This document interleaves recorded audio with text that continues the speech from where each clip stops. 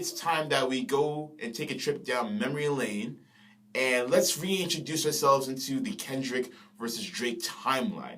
A timeline that is very, very interesting story-wise, and I feel as though if this beef actually does come to somewhat of a boiling point, then this could be one of the greatest beefs that we've seen in quite some time.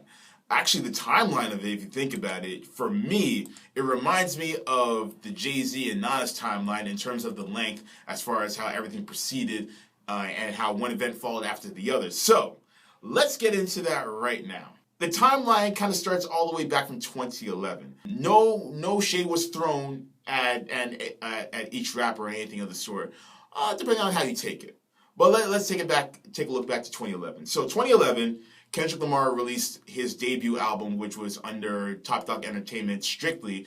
No Aftermath was involved at this time. This was just an independent release. It was entitled Section 80. And Section 80 was praised as the best hip-hop album of 2011, bar none. That was the general consensus, whether it be mainstream or underground. And his buzz grew because of that. A lot of people were talking about them in the message feeds and the message boards. Dr. Dre wanted to ink him to a deal. He was next in line to be his protege, along the other proteges that he's had in the past, which include Snoop, which include 50 Cent, Eminem, The Game, you name it. So Kendrick was on a roll. Like he was up and coming. Like his time was coming, basically. Now Drake was already on the way of releasing his second album, which was Take Care. Now on that album, after Marvin's Room, there was an interlude where Kendrick Lamar had a verse on. And not only did he have a verse, but his verse encapsulated the entire interlude, basically. And that was a lot of people's introduction to Kendrick Lamar. Now, for me personally, I had already listened to about 2 or 3 songs from Kendrick, but I wasn't really on his bandwagon as of yet. But I heard that interlude verse, I was like, like, I remember listening to it with my boy Jay Kareem. Shout out to my boy Jay. He got the album before I did. He played it in my house or whatever, and we're listening to the Kendrick verse. We're just listening, intently, of course. And after the verse was done, we looked at each other and just gave ourselves that head nod, like that Denzel, that my man, that kind of look right there. So it was a good moment. But nonetheless, I digress. So in that verse, actually, Kendrick was actually stating how envious he was of Drake because of the fact that he attained all of that success, and they're only, months apart in terms of age. I think Kendrick is actually a year younger than Drake, but I think he has an earlier birthday, whereas Drake has a later birthday. Because you remember he said in the line, he's the same age as myself, so there's some correlation to that, basically. But yeah, he stated about how envious he was of Drake as he was at that position, and how he questioned whether Drake was real or not, so to speak, because he had some preconceived notions about Drake before actually meeting up with him. So he basically discussed all of that, and there was nothing to be intentfully malicious or anything like that. I think he's just giving his honest opinion about how he felt about Drake at the time before meeting him. So if Drake fell away, then he wouldn't have included that verse on his album anyway, right? So it is what it is. 2012, Drake put out a national tour entitled Club Paradise Tour.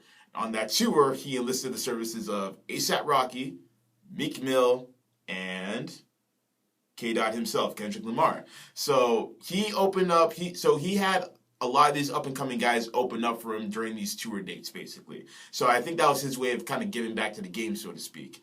And little did he know that it would blow up in his face, years after with Meek Mill and possibly Kendrick Lamar at this point. But nonetheless, he was on the tour, and I think that's important, noting that Drake gave Kendrick Lamar his first national tour. So again, more seeds to be planted in there as well. Also in 2012, as we all know, Kendrick Lamar released his mainstream debut, Good Kid, Mad City. And upon release, that album was noted as an instant classic. There hadn't been a classic in hip-hop in quite some time. And many people, whether they were fans or critics, said that this one right here could be the classic of this decade, the first classic of this decade. So that was a huge milestone in Kendrick Lamar's career, and it sold well. It sold very well. And the thing about that in particular is, at the time, Drake was the de facto leader of the new school. The next person in line was quite possibly, I would say, C.O.O.L at that time. But Drake was the de facto leader of the new school. But when Kendrick came in and said, yeah, then people started to think, maybe Kendrick's the king now. Maybe he's the anointed one that we've been waiting for. So maybe a little bit of friction started at that point because Drake had yet to put out a classic project, whereas Kendrick, on his first try, mainstream-wise, did just that. So that could have planted some seeds in there. And it's important noting that Drake also had a record, as we all know, on, a verse on Kendrick's mainstream debut, which was Poetic Justice. A love ballad, so obviously no subliminals are going to be thrown in there for obvious reasons. So that was 2012, so 2012 was kind of quiet. So no one was really talking about him and Drake beefing at the time. Like, I think that was unheard of for the most part. As a matter of fact, you didn't hear about a whole lot of people beefing because we were now being ushered into the decade where artists would be a bit more friendly with one another rather than trying to go at each other's throats like they did with their predecessors. And, you can attest to that, them learning from the mistakes of their predecessors because you don't want anything to go towards a violent route. So maybe they had that in mind, or maybe they had just strictly networking in mind. Like, I don't want to diss this guy because I may need him to be on a feature in case he blows up, and then, I want to catch some of his buzz and vice versa, etc., etc. So maybe they had that in mind as well. But all of that changed in 2013. Because in 2013, middle of 2013 rather, I would say, August, I believe, Kendrick pretty much had a hornet's nest in his hand, tossed it up one time, and gave it the good old Joey Bats, Jose Batista swing at it, whipped out the baseball bat, and just ran his bases because he put out one hell of a fire-starting track. Actually, he didn't put it out. It was Big Sean who put it out, but he had the verse that had everyone talking. And as we all know, it was Control, and I had a whole lot of fun covering it a few years back on Cool Radio. But yeah, he basically stole the show when he called out Drake and a bevy of other contemporaries of this generation. And ironically enough, it was the people who didn't get mentioned on the track who got angry at it. However, there was one person who was kind of in his feelings when he didn't get mentioned on that verse. Can we take a guess at who it was?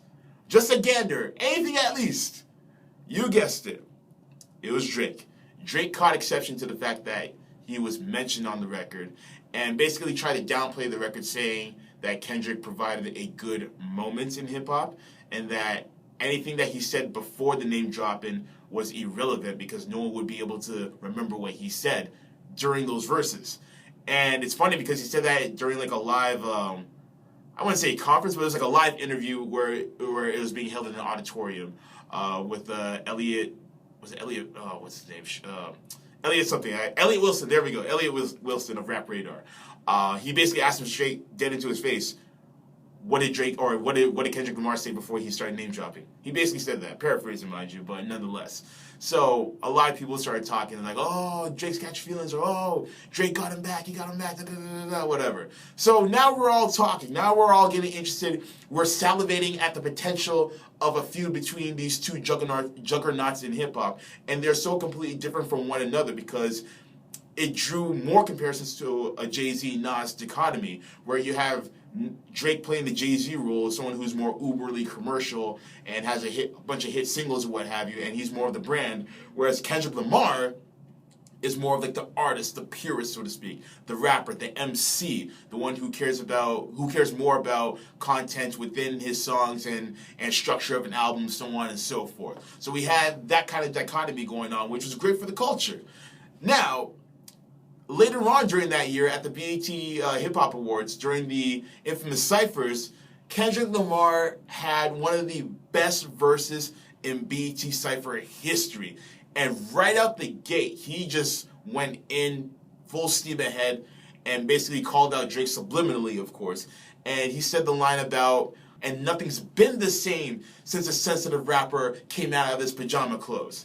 Now that is significant because that same year, 2013, Drake released his third album, Nothing Was the Same. And we all know Drake to be sensitive or in his feelings or whatever the case may be because of the type of content that he puts out in his music, which can be deemed as soft or sensitive. however you want to describe it. So obviously Kendrick is playing on that, and we all know that he's taking a shot at him. So now we basically all but know that there is some underlying tension between the two. And I think it's important to mention that there was an interview that was done by Marcellus Wiley from, I think that's his last name, I apologize if I butchered that, but he's the host of Sports Nation on ESPN, and apparently he was telling a story about how they had, I think, both artists on the show, and apparently both of them were taking shots at each other, and it was so bad to the point where that would have officially kicked off the beef had they had put that taping out. But apparently there was a call from management. They didn't specify if it's Drake's management or Kendrick's management, but they told them to cut the tape out or cut that portion of the interview out or whatever the case may be. So we don't have that tape. So we will never know what happened except for Marcellus and whomever was on set at that time. But I just thought I'd point that out there. I don't know exactly when that happened within the timeline, but I thought that was important to mention as well. But let's keep it going. We are now at 2015 in the timeline of the beef, and Kendrick Lamar releases To Pimp a Butterfly. It's hard to believe that it's been 2 years since that masterpiece came out, by the way. I just want to put that out there. But yeah, he put out To Pimp a Butterfly in 2015, and everyone was talking when he put out the record, King Kunta. And basically, there was allegations of ghostwriting in hip-hop and how there's certain artists who are guilty of that. And of course, all eyes were on Drake because this wasn't the same time that the Quentin Miller reference tracks were released. That came later on, actually. But I guess within the underground circles of hip-hop and the politics and what have you, what's beknownst to the public, I guess that is what was going around before we even knew about it. But nonetheless, a lot of people interpreted that as a shot to Drake for ghostwriting allegations, what have you. And all of that culminates into what we have right now. So if you notice, it's Kendrick Lamar who's being the aggressor in this scenario. You could call him the antagonist if you want because he's the one starting the fight, but at the end of the day, we can all agree that he's the one who's been taking the most shots according to the timeline, which I have just, orated for you guys, basically. Drake is very selective from what I noticed when it comes to his battles. He doesn't start battles, basically. He's the one who will defend himself. So Tyga taking shots at him, he takes a shot at him back. Meek Mill takes a shot at him, he takes a shot at him back. Joe Budden takes a shot at him, he'll take a shot at him back. Joe Budden will allege that Drake has been making subliminals about him from time, but that's Joe Budden. This is the same guy who was on Love and Hip Hop, and nothing good can come out of being on Love and Hip Hop. So let's just leave that to the wayside. That one is more of an outlier. But nonetheless, Kendrick is the aggressor in the situation. Will Drake, poke the bear, so to speak? Will he fight back? Verbally, of course. He's had, 3 years to do it? 4 years now? He hasn't done it yet. And I think he knows that Kendrick is the superior lyricist between the two. And that's no shot at Drake, because Drake is a good lyricist in his own right, but Kendrick is just another type of monster. This is like Cannabis going against LL Cool J, basically. So I don't think Drake wants that kind of heat. I really don't think he wants that kind of heat. I think he's just going to stick to his own game plan, pump out these singles. He's going to get the general masses on his side as far as good music and content goes. And at the end of the day, I feel like they're both catering to two different markets. I feel like there's a gray area because I do like Drake and I do like Kendrick, but I feel like the hardcore fan bases are completely separate. The hardcore fan base of Kendrick is completely different from the hardcore fan base of Drake, and that's cool. And at the end of the day, I think Drake is going to focus his attention on his hardcore fan base, and Kendrick Lamar will probably continue to persist until Drake says something, if he says something. But the question is, will Drake say something? Will he do it for the culture, or will he stand pat? Let me know what you guys think, man. Hit me up on Twitter at DM_cool or cool_radio and share your thoughts. Woo!